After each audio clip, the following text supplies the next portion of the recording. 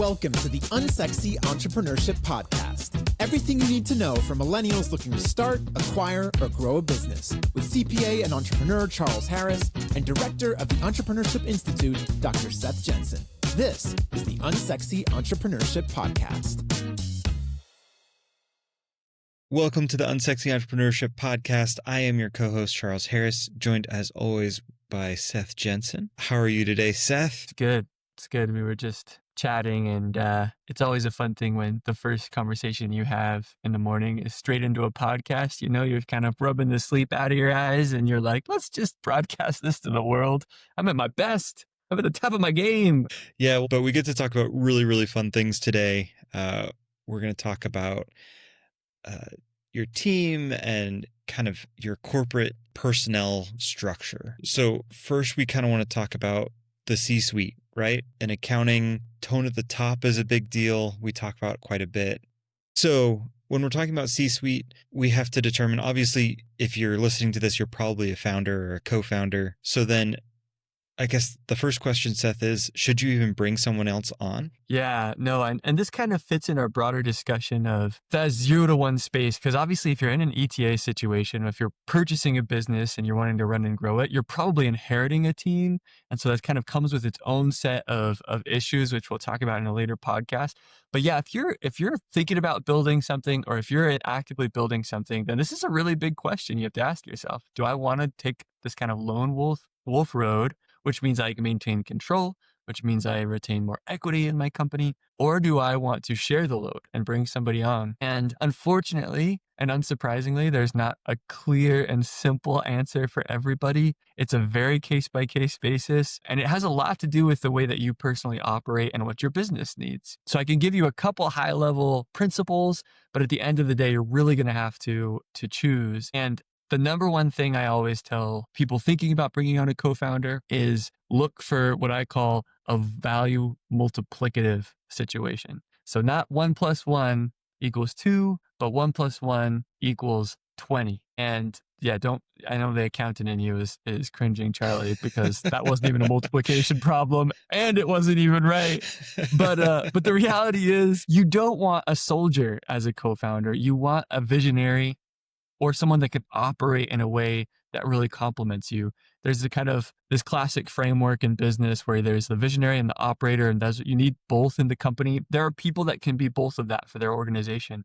But if you're more on the strategy end, you might need someone that can operate. If you're more on the operative end, you might need someone that can think bigger and go hustle and sell the vision. But that's really key. Is too often people are like, I'm going to get my best buddy and we're going to do this thing, when that might not actually be the best fit, right? You need someone that can grow the size of the pie, so to speak, because the thing you got to understand is there's a lot of risk in taking this individual. So it's got to be worth taking that risk. And that's only if they're going to significantly 10x, 20x your own efforts. Yeah. And boy, to me, it just sounds like marriage, and we'll talk about that more.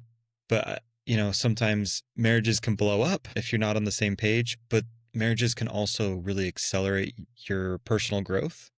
Yes. And I think both me and Seth can speak to that. We're both married. I think both of us have experienced the growth from it. And it's really, really fun and awesome. But if you're not at that same point with the co-founder, you can have the same issues, shall we say. And again, it's funny you bring that metaphor up, because there was some research done. I remember off the top of my head, it was Harvard, University of Chicago. It was actually Google that presented this statistic, but basically they had gone and talked to venture capitalists all over, I think it was 80 different venture capital firms, and polled them saying, hey, what is the biggest risk factors in your investment? What sinks a business more than anything? And the number one by far was the management team and the management team dynamics. So there's a 55% factor that let's see, 55% of the time, if there was a failed investment, it was because of the management team, which is about the same statistics as marriage. It's about a 50-50, whether you get divorced nowadays in the United States. And so that just really speaks to how big of a choice this is for you and your company. Like, this is the number one risk factor in your company, is choosing someone and giving them a portion of your company. And then 5 years down the road, or even 5 months down the road, realizing, shoot, this isn't working. They're actually decreasing value in the company. So I said value multiplicative is the number one factor. We're going to trademark that because I don't think it's a real word. The second one is, if you want to, in terms of thinking about this risk, you need someone that's willing to grind just as hard as you do. And that's something that I see so often, especially I work with a lot of young founders, and they're really excited at the offset. They're all like, yeah, we're going to build this company. We've got this exciting vision. We're going to be billionaires. But when the rubber hits the road and the grind starts happening day in, day out, and you realize that, oh my gosh, we've sunk 3, 4, 5, 6, 10 months into this, and we're still not just, taking off. That's when one co-founder might slowly start drifting in terms of their output, and one might be pushing twice as hard. And those are the awkward conversations when you have to be like, hey, look, like, you just aren't, performing what's necessary for a co-founding relationship. And frankly, I feel like I'm lifting this whole kind of world on my shoulders. You want to avoid that as much as possible. So trying to find someone, and the marriage, again, to kind of go to that analogy, date before you get married, right? Like, have a history of output and progress and collaboration, and know how you function together before you go and sign papers and kind of allocate equity. We've talked about this in other podcasts, and we can go deeper in future ones about equity allocation and vesting, so that you make sure that it's performance-based in terms of ownership in the company. But before you even get to that point, you want to establish a track record of, hey, this person has the same mentality I'm bringing, and they're grinding just as hard, if not more. Like, I'm trying to keep up with them. That's what you want. And if both people feel that way, Right. that's magic. If they're both trying to live up to the other's expectations and output. Well, it's interesting I'm you bring curious to that hear up, from because you, I think Charlie. of our interview with Britton, who had talked about Yeah. specifically working with his co-founder previously and doing multiple things with him over a period of time, kind of growing that relationship. And then when he finally reached out and said, I would really like to do this, the other person said, oh yeah, I thought we were doing this already. And so again, it's one of those things where you could say that they were dating prior to actual going in together. Yep. I've seen similar things where I've seen co-founders who were kind of working together. Like, maybe they built a little venture together that didn't really take off, but they learned so many lessons. They learned how to work together. And so then their next venture together, they're really able to hit the ground running, because it is a really high bandwidth, high intensity relationship to be in that co-founder one. And so, yeah, any prior history is powerful. So yeah, I think, just to summarize, you want to bring someone on that can, multiply your efforts, not just perform. If they're just here and they can do what an employee does, don't hire them as a co-founder. Have them just be an employee, right? They need to be growing the size of the pie. So value multiplicative is number one. And number two is they've got to have the same level of grind as you do, and make sure that they're really inspiring you to push harder on this business to go further, faster. And I'm curious, Charlie, to hear from your perspective, did you consider bringing on a co-founder when you launched your accounting firm? And what would it have taken to make that make sense for you? Boy, at the beginning, I didn't consider it. I was still scared if, self-doubt, self-esteem, like, can I actually do this? So I didn't even consider bringing someone on at the beginning. And I'm glad I didn't. I don't think I would have learned the right lessons with someone else. But it's interesting you bring this up, because now I think I'd bring someone on as a partner. I don't think I would have when I first started my firm, and I'm glad I didn't. But at this point, if someone came to me with the right situation, I would be open to it, specifically someone that's bringing in a lot of tax experience and bringing in a client list. So I'm not supporting their salary, I guess is kind of what I would say. But if they were coming in with kind of a similar firm to me, I think that could be really, really beneficial at this point. So I'd be open to something now, but at the beginning, I would never have wanted it. Exactly. I mean, it becomes at this stage, because again, you've built a successful company and you've been able to grow at your own pace. You've been able to maintain control. You've kind of had all these benefits of being that sole founder. But if you can do the math at this point and say, wow, if I bring on this experienced tax professional, and all of a sudden, instead of dealing with 30 clients a month, we're dealing with 200, because they're bringing in all this clientele and these connections, then that math might totally check out and get you excited, especially if and only if that personality is right. You guys have that collaborative Yeah, the likelihood is dynamic because very, it's not very, very worth it, slim. Yeah. Yeah, the likelihood is next to none, I think, at this point. But it's an interesting conversation now, and I think I'd have it now, where I don't think I would have done it when I first started. And there's probably a stage in your business too when you've kind of, I mean, you're still, and part of this is your personality, but you're in the weeds of your business, right? You're still dealing with clients directly and things like that. But at a certain level of scale, it might simply be kind of a merger situation too. And you're kind of bringing that leadership in at kind of with parity with you. And you're both outside of the day-to-day, but kind of combining clientele, having efficiencies. And that's kind of an interesting dynamic, especially with the broader economy. We're seeing these kind of things called, acqui-hires, where basically, Meta or OpenAI are buying entire firms just to have the C-suite inside their organization, essentially.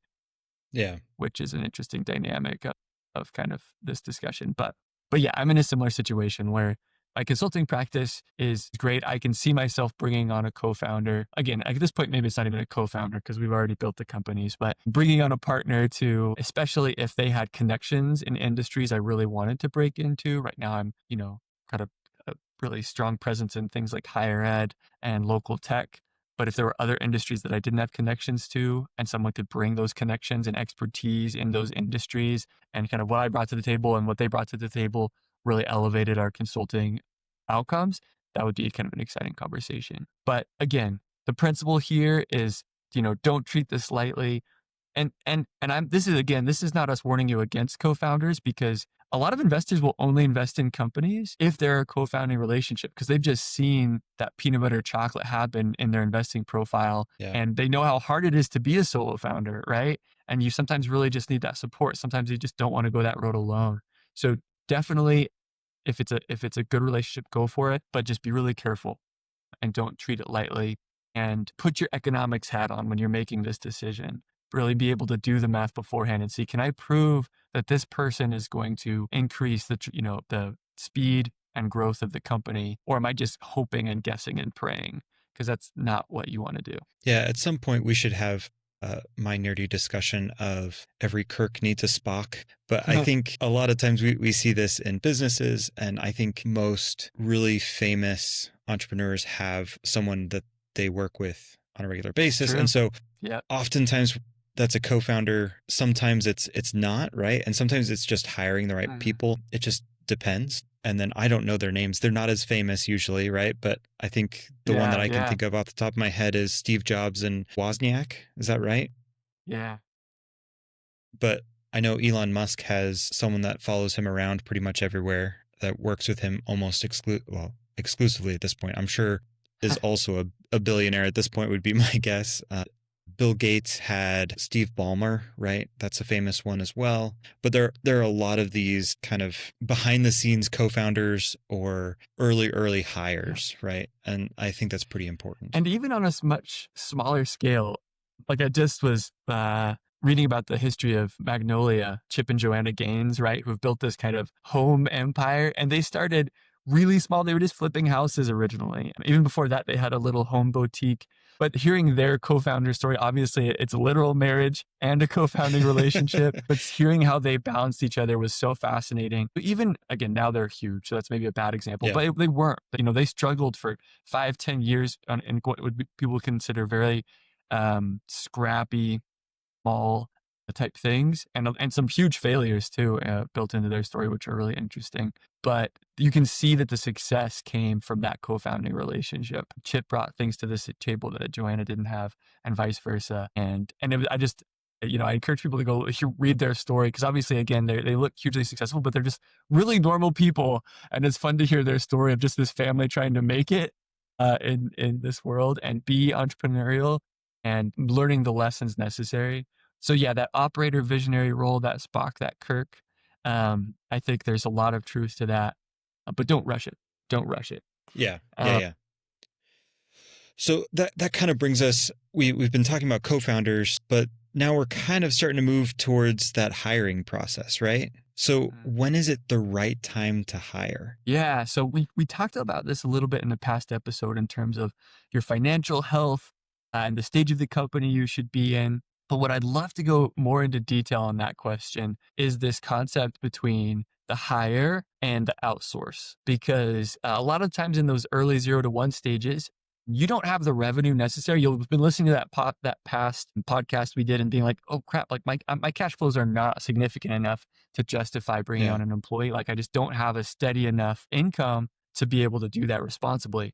And that's okay, because we've got other ways to get jobs done and to grow in our business. And often that comes through in these initial moments of your business through bringing on contractors or bringing on kind of partnerships to help you get things done. And so in business, there's this build or buy discussion from a strategic level. And in these early moments, it kind of applies in a similar way, where option one, you can figure out how to do something yourself in the business, right? Where you're like, well, like I need a website developed. Well, you can learn that, right? You've got all the tools you need to watch YouTube, learn some basic web dev, use some, Squarespace, whatever it is, not a sponsor, to put it together. Like you can spend the time to develop that skill set.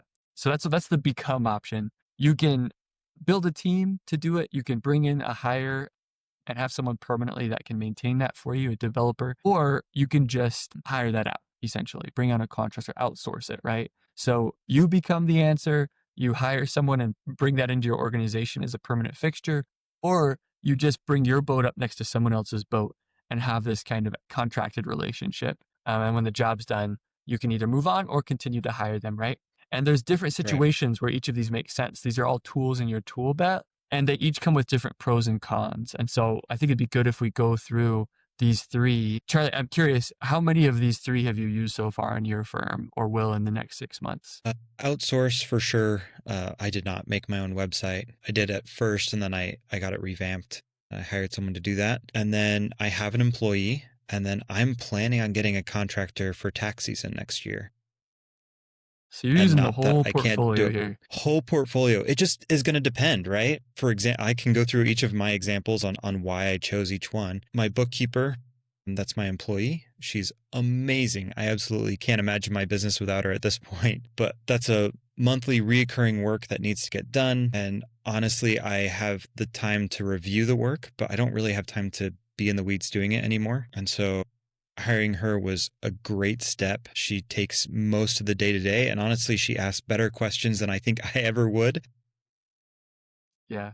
And it's been a huge unlock for me personally. For tax season, I think people can understand this. Tax is a specialty that is more expensive to hire because it's the word. It takes skills and knowledge that not normal people normal people don't have, right? And so you can't just do taxes. So the employees for taxes are significantly more expensive than a bookkeeper, right? And so for me, that was a consideration. I still probably need the help for taxes. I can do it all myself. I'm just going to be working really, really long hours during tax season if I'm doing it all myself, which is still a possibility. But if I can hire a contractor, I'm not paying them the full year. I'll probably pay a premium rate for during tax season, but hopefully that will save me enough time where it's still reasonable, and then it'll still be less than hiring someone for the full year. That's kind of the thought process behind that. And then as far as what was the third one? As far as the website, offloading that to a different company totally makes sense. I am not going to be involved in that. I'm never going to be a computer programmer or a website developer. So that just wasn't the right fit. And give us some examples of things that you didn't know, but you taught yourself to be able to execute in your business, where you became, the skill set you needed. IT. I know that's a silly one. Yeah. And I've offloaded IT support at this point. For security reasons, I'm an accounting firm. I have a lot of sensitive information. So that was one of the first things I wanted to give to an expert, because I want my computers and my servers secure. So I have offloaded that now. But at the beginning, setting up Google Workspace and all of these weird things that you've never done before, and they're all taken care of by an IT professional that I had to figure out. None of it was terribly difficult. Took some time. And I did do my website at first, or I should say my wife did a lot of my website at first. I tried, but I'm not very good at it. What else have I done that it's funny your sales process, right? Oh yeah. Marketing, sales. I am so much better about it now. It's funny because it was the marketing at the beginning when I first started was the first thing I wanted to unload. A social media expert, all that kind of stuff, because I just didn't understand it. this point, I don't know if I'll hire them within the first 3 years because I've figured out enough, right? I'm clearly not the best. I'm not going to say I'm a great marketer, but I figured out enough where I can survive and subsist. And honestly, I'm growing faster now than I've ever grown. And some of that is just people are aware that I exist, but it's just kind of interesting to see something that I probably wanted to offload faster. I'm actually going to hold on to longer now. And that's a good example. Again, it's fun to hear kind of the three different, again, contracting relationships, hiring, figuring it out yourself. That sales process and that marketing one, I think is really important for you to learn those lessons, right? Because that's core to your business. Like if your marketing isn't working, if your sales process doesn't work, you don't have a business. Like the cash flow dries up. And that's really the principle that on that becoming one that's so important, you figuring it out, is if it's core to your business, that's something you do not want to contract out, because it's putting the control in somebody else's hands. And I see this happen a lot where people will hire a sales team in externally and it'll drive up sales, for a little bit. But then when that contracted relationship's over, now they don't have the internal capacity and then they suffer, right? And so it's worth investing either in a hiring relationship long-term or in your team or your co-founding team. If it's core strategically to your business, if you can't survive without it, that's something you might want to get good at. It's worth your time. Now, don't extend yourself beyond your own, capacity, because you don't want to do things you're not good at, and not everyone's good at everything, right? And so that's when you might think about co-founding relationships or making a great hire to complement what you can do. But within your organization, whether it be you figuring it out, your co-founder figuring it out, or hiring, you want the strategic imperatives built into that structure so that you maintain control and you get the organizational capabilities to continue to deliver over and over and over again. Well, I think this is so important on the flip side, go ahead.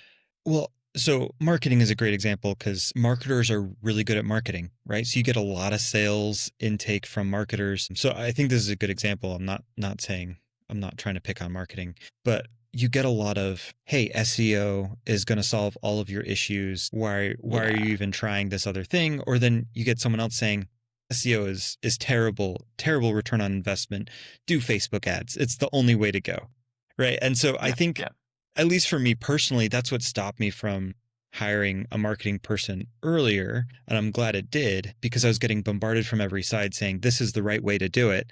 And I was saying, I don't know what the right way is. And you all are saying totally different things. And so I had to learn what works for me and my business. Yes. So that now if I hired someone to do the marketing, it would be a lot more successful because I know what needs to happen. And so that would be my suggestion, and say, hey, slow down, like think through these things, try and understand the process, and you need to understand it for yourself. And, I'm going to maybe shoot myself in the foot, but even accounting, right? I'm going to say you probably should get an accountant and probably sooner rather than later, but maybe start doing it yourself so you can understand at least the basic concepts. And then when you run into difficulty, have a connection with an accountant so you can ask questions. And if that means to pay them a consulting fee to come on and explain something to you, that's okay. But start that process by yourself. And then you'll quickly realize, hey, this is not for me, or I need help. And then you can outsource it.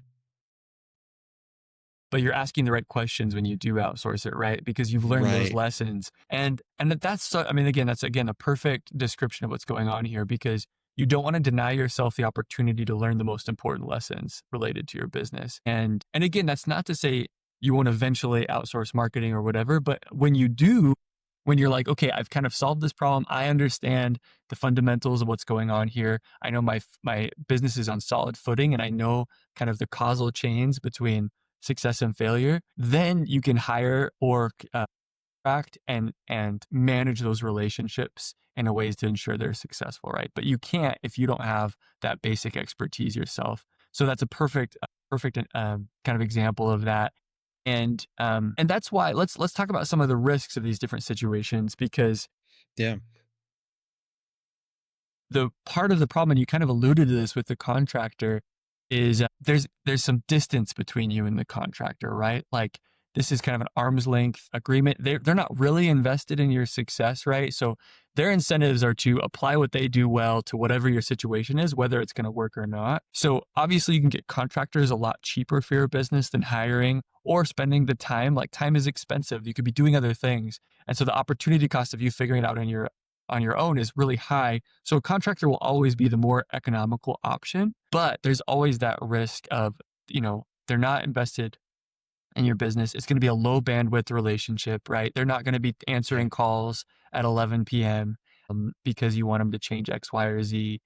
And you always get what you pay for, right? And so often the very best contracting relationships are expensive, and they're expensive Yeah. for a reason. And so at that point, it might make sense to hire, right? So that's just important to realize. Although that contract relationship is powerful, there's risks associated with it. And I unfortunately meet with lots of founders who had horrible experiences in the early days outsourcing something and basically having the money just flush down the toilet, where they hired them to say, build a platform or an app to do X, Y, or Z.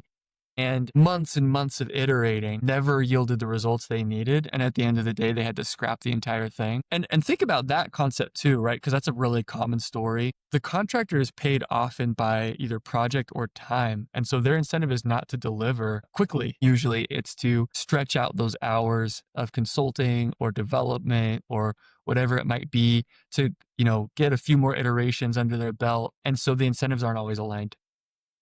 Yeah. But that being said, hiring comes with risks too, right? And when you were thinking about hiring your first employee, it sounds like it's gone awesome. But what were you most worried about when you made that plunge? Boy, I was worried that they'd take up more time than they gave me back. Yeah. Training was not super concerned because I was only hiring people that had been doing the job, but still, right?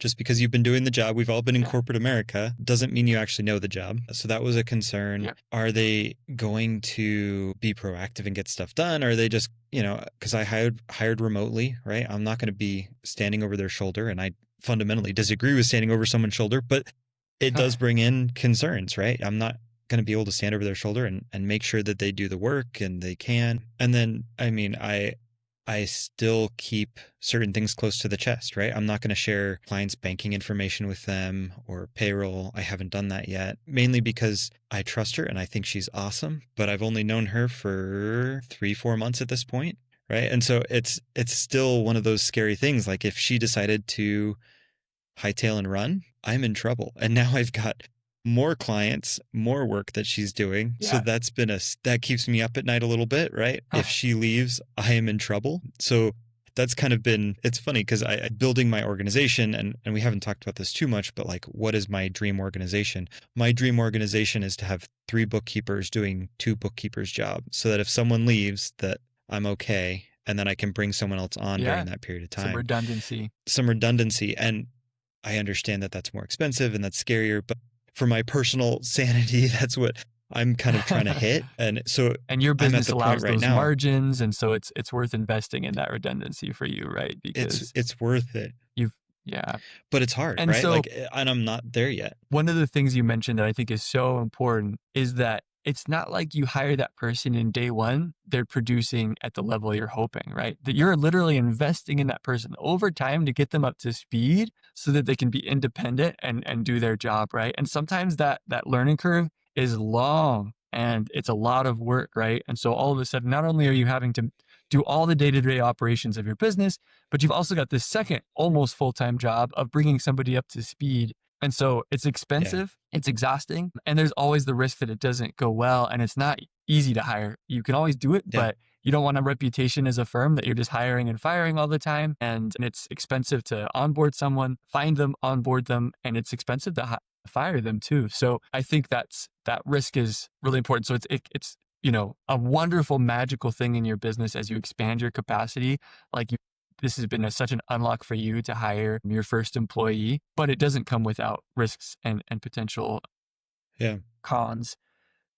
So let's review here. So we've got option 1, figure it out yourself. The obvious con of that is opportunity cost, but there's the pro of if it's something core to your business, you're going to develop that expertise and that's going to pay dividends as you kind of operate and grow. Option 2, you can hire.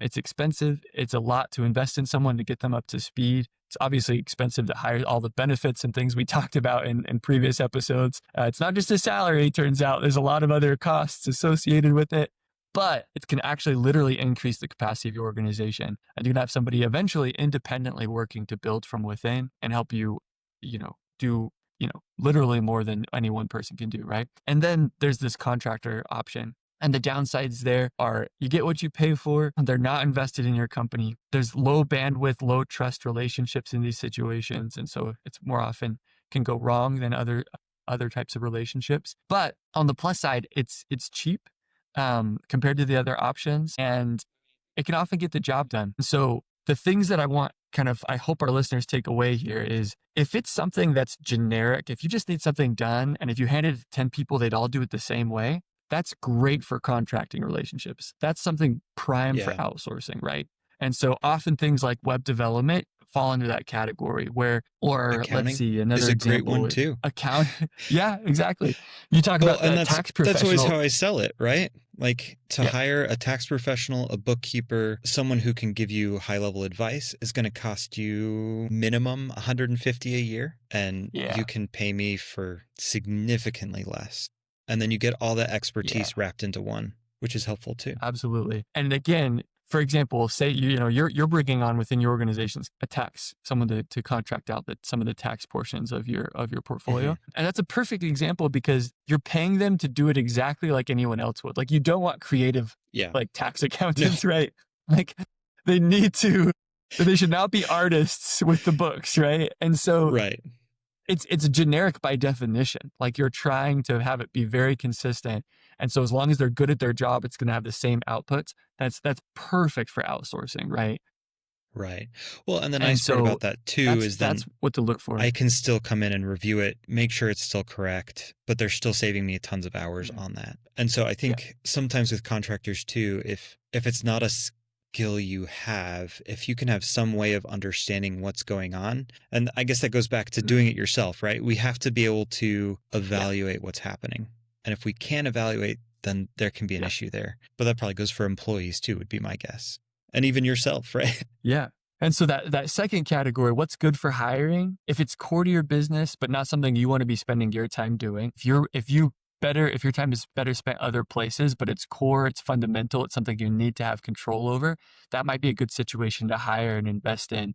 Again, I think of, hiring a great sales professional that can pay dividends through the roof, right? All of a sudden they can 10x your clientele base or whatever. Hiring, in your case, the bookkeeping is a great example. That's core to your business. That's one of your main offerings. And if you can do twice as much bookkeeping now, bringing that in, that makes sense. Or, even more than that, because they're focusing on that space. And then finally, what should you be spending your time on? It should be the things that are going to benefit your business long-term, right? And that sometimes that involves the unsexy work of figuring out developing your expertise in these areas, right? Like dabbling in the accounting just long enough for the web dev or whatever it is so that you can speak the language and make sure it's getting done well. But long term, you want to focus on what your business needs most and what's going to be the thing that 5X's your growth over the next time period. So, and it certainly should not be those generic things. I see founders do this all the time where they're spending their time doing something that they can hire someone on Fiverr to do,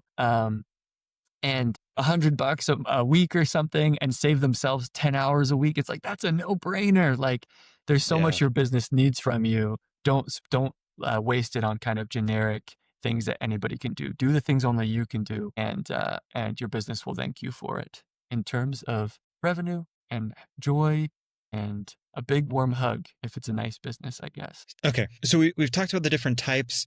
I'm curious your thoughts, Seth, on do you consider the hires based on your long-term vision for your business? So I think for most instance, of the time, go ahead.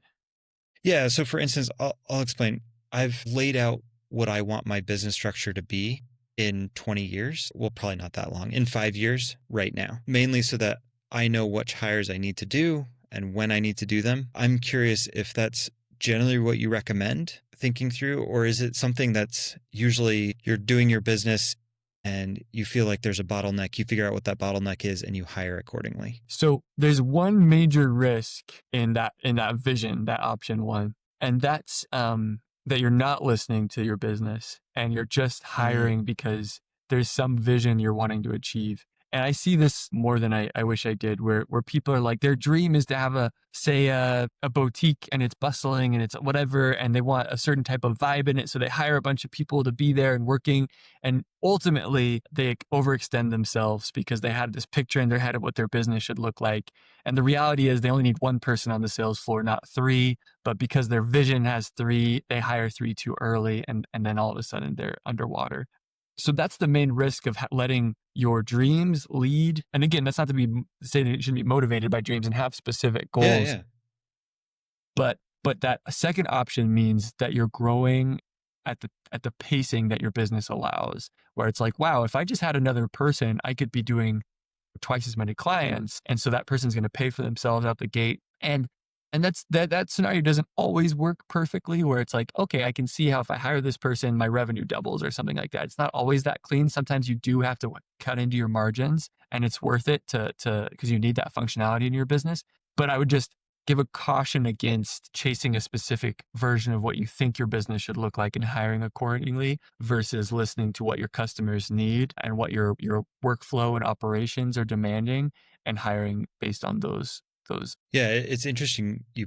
As soon as you started talking about that, I realized like I've seen this before. I worked for a startup and pretty big, they're venture backed, larger startup, but I don't think this was totally on them either, but they started pursuing 3 different paths, I would say. And they quickly realized that one of them produced a lot better than the other 2. And because of that, they hired the wrong CFO. They had to replace the CFO. They had to they cut out big swaths of departments, like customer service. They went from being customer facing to B2B, right? Which is a huge change. It's a customer service goes, right? Like all these things just kind of shift. And I don't blame them 100%.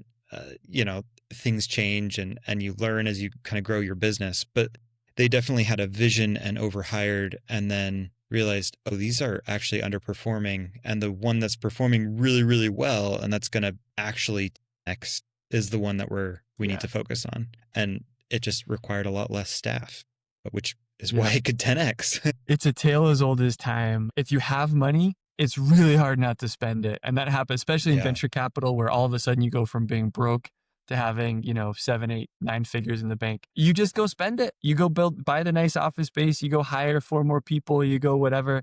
And it feels really good because all of a sudden you're the captain of this prettier ship with more sailors on it, right? But very quickly, the fundamentals of your business are going to catch up to you, right? And so unless you can see that line between revenue and growth, efficiency and hiring, you've got to be careful and hold off taking the plunge. And there's something beautiful, again, about letting your business speak to you and letting it ask for growth from you, right? Essentially, you're creating the value and building the structure to maintain and grow that value as you go. And that's just often the right path for most entrepreneurs. But it's so hard to resist. It's so hard to resist when you get those big customers coming through and you get the money coming and you're like, do we need a pool table? We do, right? Like, do we need like an Xbox in That's never been on my list. The break room? Yeah. I don't know. If I got 3 big new clients by the end of the year, I'd probably hire a tax person instead of contracting it out. Right. Like, and that's, I don't know. It's always a hard balance to know what the right approach is. And so I think a good principle that's kind of gone through, even from the co-founding relationship all the way through the hiring process, like the theme here is don't choose the right incentive for the right task. And if just, a contractor expense gets the job done, do that, start there. If that doesn't, and you need to invest in a salary, do that. If that doesn't do it and you need to use equity to incentivize a co-founder to build your business, then do that.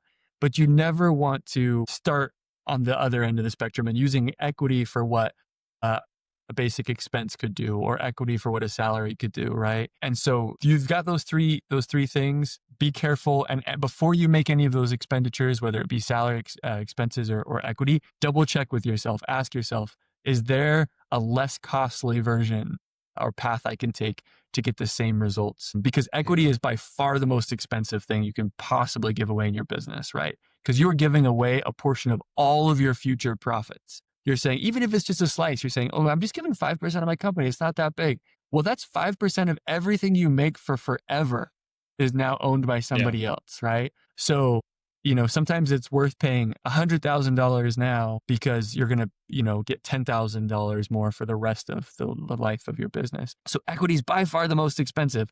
Salary is obviously the next expensive. And then just an expense in terms of a contractor relationship is by far the cheapest. So use the right thing and always be questioning yourself, is this the most effective way or efficient? Yeah, no, that makes perfect sense. And we want you to hire, right? Like everyone wants to grow and expand their business. That's part of starting a business, is you don't want to be in the weeds forever, I imagine. Yeah.